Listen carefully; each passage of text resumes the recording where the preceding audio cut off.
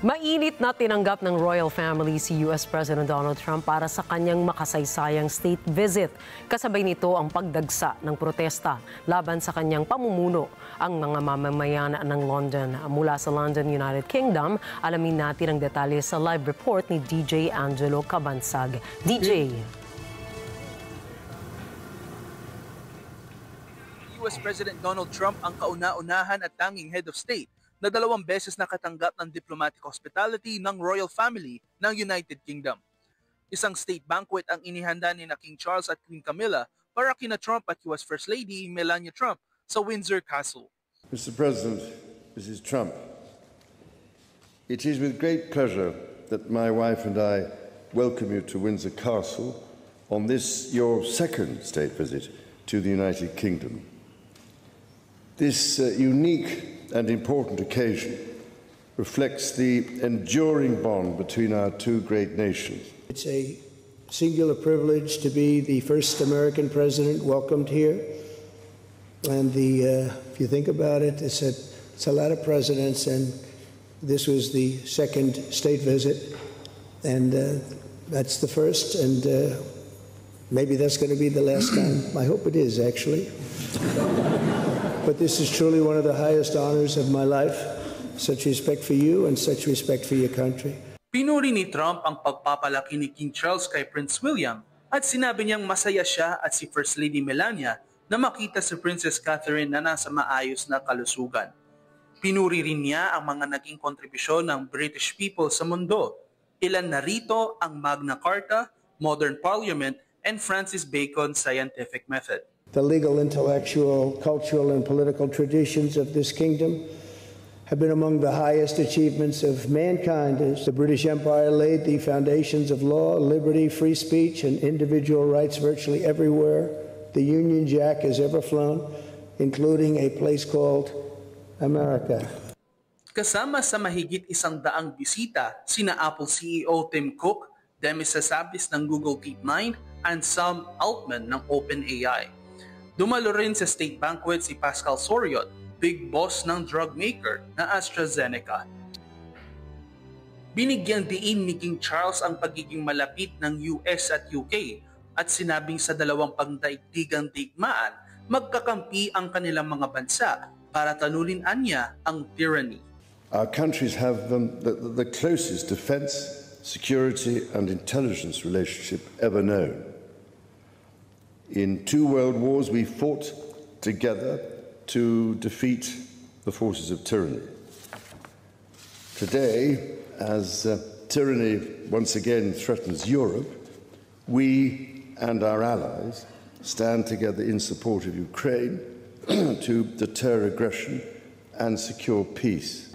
Mahalagaan nila ang nasabing okasyon dahil sabi nga ng ilang eksperto sa politika, pinalakas nito ang relasyon sa pagitan ng Estados Unidos at United Kingdom matapos ang gusot na dulot ng reciprocal tariffs. Ikinatuwa rin ni Trump ang military ceremonial welcome na inihanda para sa kanyang pagbisita sa Britanya. Tinawag ito ni Trump na pinakamataas na karangalan sa kanyang buhay at nagpapasalamat niya sila First Lady Melania sa pag-imbita sa kanila ni King Charles sa Windsor Castle. Bago umalis sa Windsor Castle, tinawag niyang Great Gentleman at Great King si King Charles. Nakipagpulong din si Trump kay British Prime Minister Keir Starmer ngayon sa Chequers residence upang talakayin ang ilang kasunduan ng kanilang mga bansa. Balik sa inyo, Miss Nina and Miss Ricky. Nakipagpulong din si Trump kay British Prime Minister Keir Starmer ngayon sa Chequers residence upang talakayin. DJ, ano naman ang reaksyon ng publiko sa pagbisita dyan ni President Trump sa Britain? Miss Nina, mixed reactions galing po sa publiko. Amang ang may ayaw makikita sa protests. Ayon sa poll ng YouGov, 40% or 45% ng mga Briton ang naniniwalang mali ang pag-imbita kay Trump para sa isang ikalawang state visit. At 69% ang may unfavorable view sa kanya. Isang hiwalay na poll ng Ipsos ang nagsasabing 61% ng mga Briton ang hindi gusto si Trump at halos kalahati ng naniniwalang dapat ituloy ang state visit habang 34% naman ang hindi. At isa pa, di ba kilalang environmentalist si King Charles? May nasabi ba siya tungkol sa bagay na yan kay President Trump?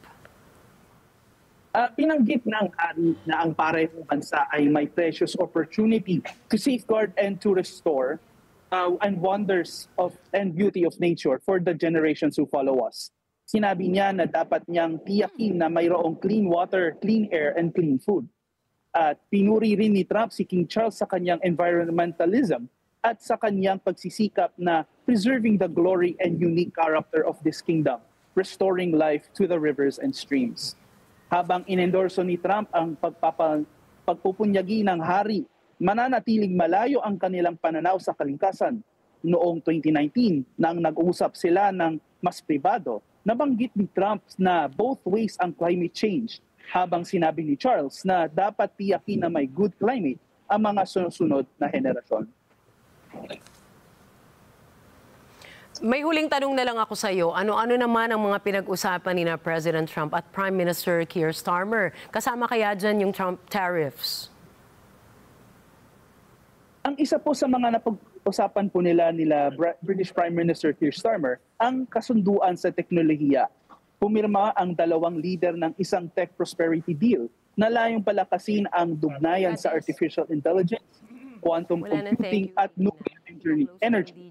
Inanunsyo ng UK ang 150 bilyong pounds na pamumuhunan mula sa mga kumpanyang Amerikano, kabilang ang Microsoft and Nvidia.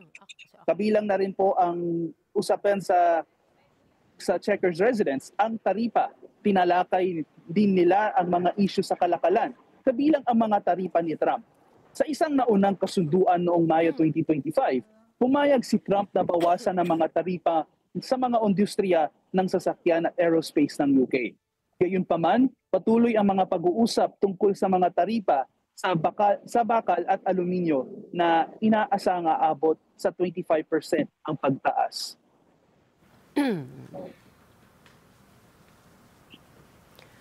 Maraming salamat sa iyo, DJ Angelo Cabansag, mula dyan sa London, United Kingdom.